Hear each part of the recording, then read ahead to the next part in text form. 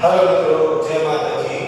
કાલે આપણે સ્વાધ્યાય પહેલાનો મોટો પહેલો દાખલો આપણે શીખ્યા હતા, જેની અંદર તમને કીધું કોઈ પણ પ્રશ્ન હોય તો કે અમારા WhatsApp નંબર અથવા તો ફોન નંબર આપ્યો છે, એની પર તમે થોડી જાણ કરો. જે કંઈ ડિફિકલ્ટી હોય તે ડિફિકલ્ટી તમારી સોલ્વ થઈ જશે.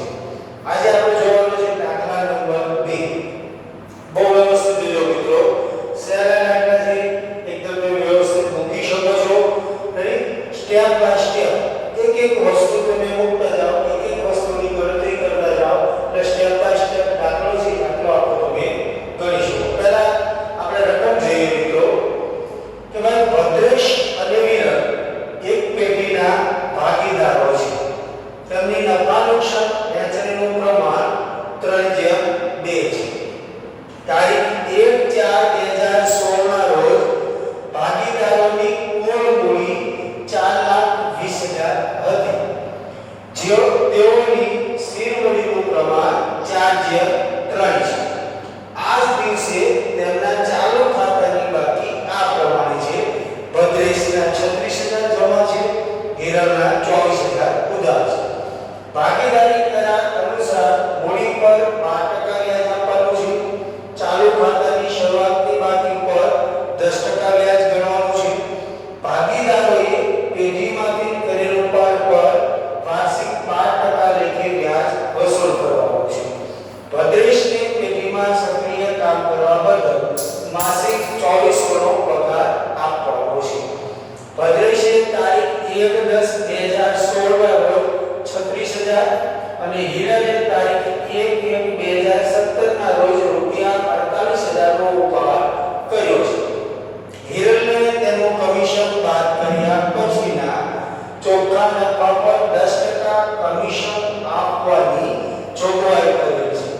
ઉપરના હવાલાને ધ્યાનમાં લીધા સિવાય તારીખ 31/3/2017 ના રોજ પૂરા થતા વર્ષનો પેઢીનો નફો 4,06,800 છે. ઉપરની વિગતો પરથી પેઢીનું નફા નુકસાન ફાળવણી ખાતું તથા સ્થિર પદ્ધતિએ ભાગીદારના મૂડી ખાતા અને ચાલુ ખાતા તૈયાર કરો.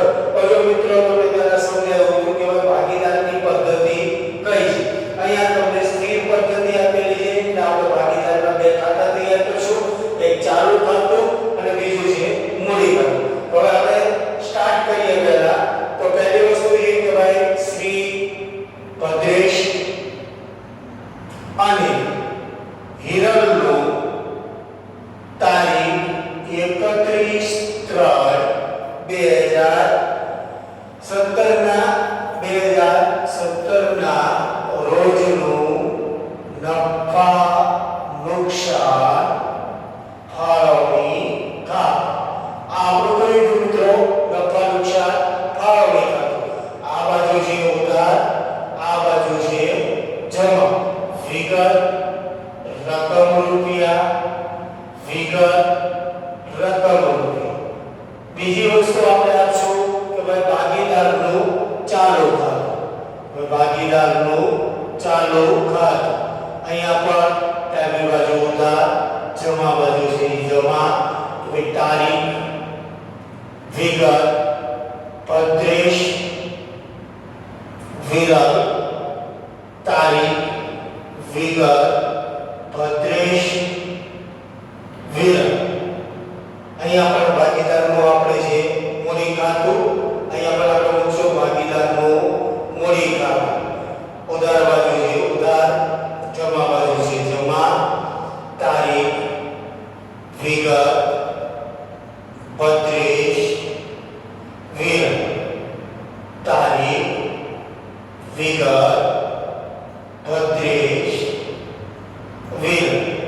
આના ખાતું તૈયાર થઈ ગયા મિત્રો. ત્રણ જો ફાળવણી ખાતું, ચાલુ ખાતું અને મૂડી ખાતું. હવે જે હું રકમ બોલું તેમાં આપણે રકમ મૂકવાની છે સ્ટેપ બાય સ્ટેપ. હવે જો વહેંચણીનું પ્રમાણ તમને 3:2 આપી દીધું. જ્યારે આપણે નફાની વહેંચણી કરીએ ત્યારે જ પ્રમાણ આપણે ઉપયોગ કરવાનો, ત્યાં સિવાય ઉપયોગ કરવાનો નથી. હવે આપણે એમ કીધું જો 1/4/2016 ના રોજ કુલ મૂડી છે 4,20,000 હતી. હવે મિત્રો કુલ મૂડી છે એ 4,20,000 આપણને આપેલી છે. જો આપણે જરૂરી ગણતરી મૂકેલી છે, નો સમજાય તો વ્યવસ્થિત ગણતરી જોજો. હવે 4,20,000 છે, મૂડીનું પ્રમાણ આપણને 4/3 આપેલું છે. કેટલું આપેલું છે મિત્રો? 4/3. તો પહેલી વસ્તુ છે, પ્રમાણ આપે તો પ્રમાણનો હંમેશા શું કરવાનો? સરવાળો કરવાનો. 4 + 3 કરો એટલે કેટલા આવી જશે? 7 આવી જશે. 7 આવે તો મિત્રો યાદ રાખજો, અહીંયા તમને છેદ ઉડતી હોય એવી રકમ આપેલી છે. જેની અંદર છેદ તમારા ઉડતા હોય એવી જ રકમ તમને આપેલી છે. હવે જો કે ભાઈ ભદ્રેશને મૂડી, તો ભદ્રેશને મૂડી કુલ કેટલી હતી? કે ભાઈ 4,20,000. એનું પ્રમાણ કેટલું હતું? તો કે 4. છેદમાં કેટલા આવશે? 7. રાઈટ? તો 7 વડે તમે છેદ ઉડાડી શકો. 7 × 6 = 42, 6 × 4 = 24,40. થઈ ગયો મિત્રો. હવે લખીએ બીજું જો કે ભાઈ હીરા, વીરા નામ છે, બીજો ભાગીદાર 4,20,000 ગુણ્યા 3/7. અહીંયા પણ તમે છેદ ઉડાડી શકો છો મિત્રો. 7 × 6 = 42, 6 તેરીને 18, 1,80,000. બંનેની મૂડી મળી ગઈ મિત્રો. હવે મૂડી મળી ગઈ એટલે આપણે મૂડી ખાતામાં મૂકશું. કે ભાઈ તારીખની અંદર લખશું 1/4/2016. શરૂઆતની તારીખ આપણે મારવાની છે. કે ભાઈ લાઈવ બાકી આગળ લાવ્યા 2,40,000 અને 1,80,000. થઈ ગયો બંનેનો મિત્રો. તારી નો કોમ્બિનેશનમાં ખબર પડે તો આ બંનેનો સરવાળો કરો. સરવાળો કરો એટલે 4,20,000 આવશે. આવી ગયા આપણે 4,20,000. મળી ગયો આપણો તાળો. ઓકે, આગળ જોવો. આજ દિવસે ચાલુ ખાતાની બાકી ભદ્રેશની 36,000. જબ આપણે ચાલુ ખાતાની બાકી આપીને આપણે મૂકશું કે ભાઈ 1/4/2016 લાઈવ કે ભાઈ ભદ્રેશની અંદર 36,000 રૂપિયા આપેલા છે. જ્યારે વિરલનું આપણને કીધું છે કે ભાઈ વિરલના 24,000 ઉધાર છે. તો આપણે વિરલ નામ છે કે ભાઈ તારીખ 1/4/2016 ની અંદર લાઈવ કેટલી લાવ્યા? કે ભાઈ 24,000 રૂપિયા છે વિરલની અંદર આપણે લાવ્યા. ઓકે મિત્રો, એટલું બતાવી ગયું. આગળ જો આપણે કીધું છે ભાગીદારી કરાર અનુસાર મૂડી પર 5% વ્યાજ આપવાનું છે. હવે જો આપણે કીધું મૂડી પર વ્યાજ આપવાનું છે, આપણે પહેલા સમજાવ્યું હતું કે ભાઈ મૂડી ખાતાની અંદર લાવે એટલે કે જે બાકી લાવે તે મૂડી. ઇન કેસ રોકડ તરીકે લાવે તો અથવા તો રોકડ તરીકે લઈ જાય તો આપણે મૂડી ખાતામાં અસર આપવાની છે. ત્યાં સિવાય મૂડી ખાતામાં અસર આપવાની નથી. તો આ જે અસર છે તો ભાઈ મૂડી પર વ્યાજ તો આપણે ક્યાં મૂકશું મિત્રો? ચાલુ ખાતાની અંદર મૂકશું. આપણે સીધી જાય એ પ્રમાણે. હવે જો કે ભાઈ આપણે લખશું 31/3/2017. વર્ષ આપણું પૂરું થઈ જાય છે. તો ભાઈ મૂડી પર વ્યાજ. હવે મૂડી પર વ્યાજ એટલે આપણને કીધું મિત્રો અહીંયા જો કે ભાઈ મૂડી કેટલી આપેલી છે? પહેલા 32ની. તો ભાઈ 32ની આપેલી છે આપણને 2,40,000 રૂપિયા આપેલી છે. ઓકે, હવે એના પર કેટલા ટકા વ્યાજ કીધું છે? 12% વ્યાજ કીધેલું છે. તો 12/100. હવે આ મિલી ગયું 28,800. સરવાળો કરીને આપણે મૂકી શકશું મિત્રો ગુણાકાર કરી. બીજું છે કે ભાઈ હિરલ નામ છે, બીજા ભાગીદારનું તો 1,80,000 ગુણ્યા 5/100.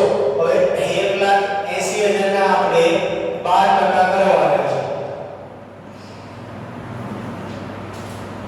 હવે જો 1,80,000 ગુણ્યા 12 21,600. આ બંનેનું વ્યાજ આપણને મળી ગયું. મૂડી પર વ્યાજ કે ભાઈ 28,800 અને 21,600. જે આપણે ચાલુ ખાતાની અંદર મૂકી દઈશું તો ભાઈ 28,800 21,600 થઈ ગયું બંનેનું. હવે મૂડી પર વ્યાજ હતું મિત્રો આપણે ક્યાં મૂકતા? ફાળવણી ખાતાની અંદર. જો જમા આવે તો ફાળવણી ખાતાની બે બાજુ સતત ઉધાર બાજુ, અને જો આ ચાલુ ખાતાની ઉધાર હોય તો ફાળવણી ખાતાની બે બાજુ આવે જમા બાજુ. તો આપણે મૂકશું કે ભાઈ મૂડી પર વ્યાજ. કે ભાઈ પહેલો ભાગીદાર કોણ હતો?